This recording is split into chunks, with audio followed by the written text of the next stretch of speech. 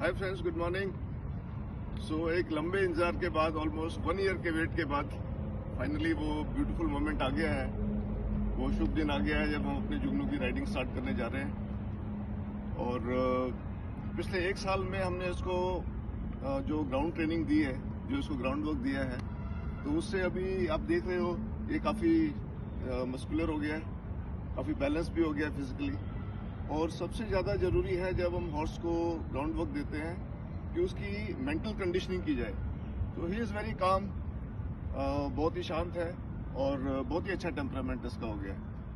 तो we are quite excited पिछले कुछ दिनों से कि अभी राइडिंग स्टार्ट होने जा रही है। और एक चीज़ मैं और आपको बता दूं कि जब हम राइडिंग स्टार्ट करते हैं अपने नए हॉर्स की, तो वो एक्सपीरियंस ऐसे होता है जैसे कि आप एक नई कार खरीदने जाते हो।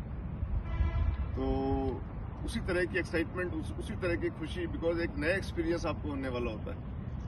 तो अभी टाइम वेस्ट नहीं करेंगे, इसको जल्दी स्टार्ट करेंगे। और स्टार्ट करने से पहले मैं एक क्रेडिट चंद्रपाल जी को देना चाहूँगा। 1 साल से जो इस तरह की इसको लुक आफ्टर किया है, इसकी हर तरीके से इसकी देखभाल की है और इसको बिल्कुल सेफ रखा है आज के दिन के लिए। चंद्रपाल जी, आपका धन्यवाद, thank you, salute to you, है ना।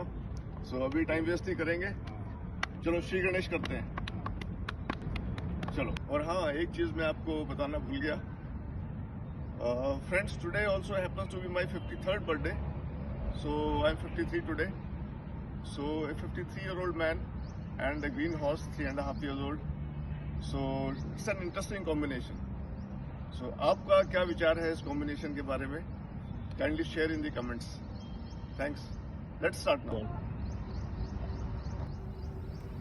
जब भी आप एक नए हॉर्स की राइडिंग स्टार्ट करते हैं तो बहुत आवश्यक है कि आप उसके प्रति रिस्पेक्टफुल हों, क्योंकि वो हॉर्स जब तक आपके पास रहेगा आपको अपनी पीठ पर कैरी करने वाला है।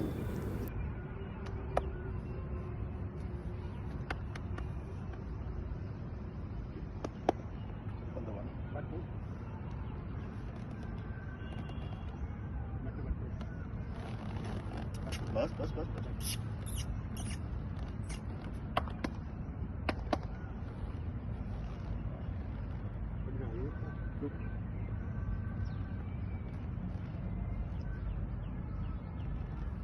Good boy.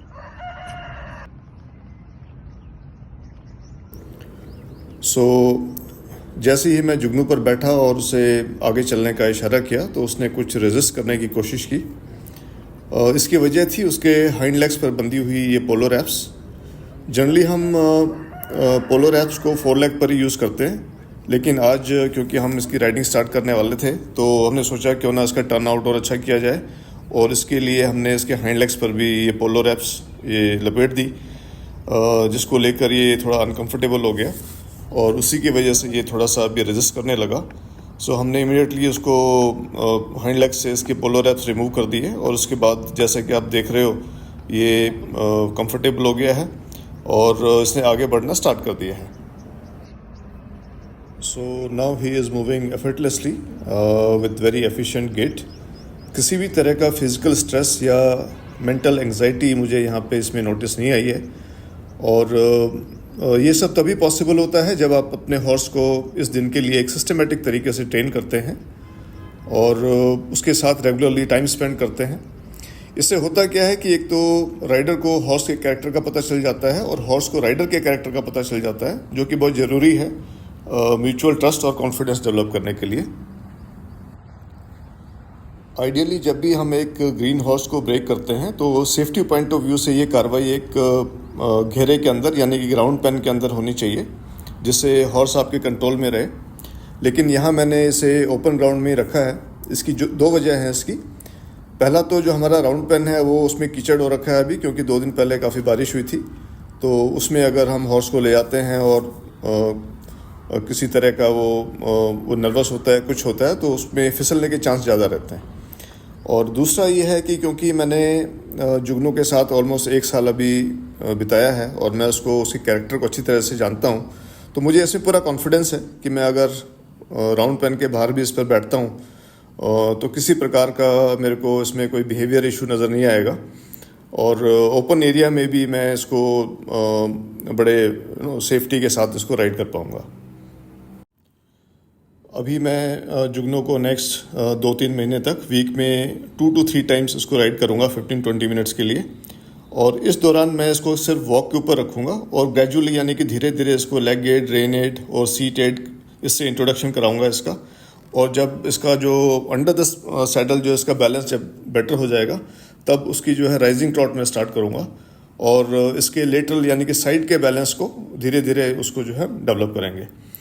सो आज के एक्सपीरियंस से मैं काफ़ी सेटिस्फाइड हूँ and I am finding him very light on his forehead and he is moving in a very very collected and very very balance gait which is very good sign for a young horse.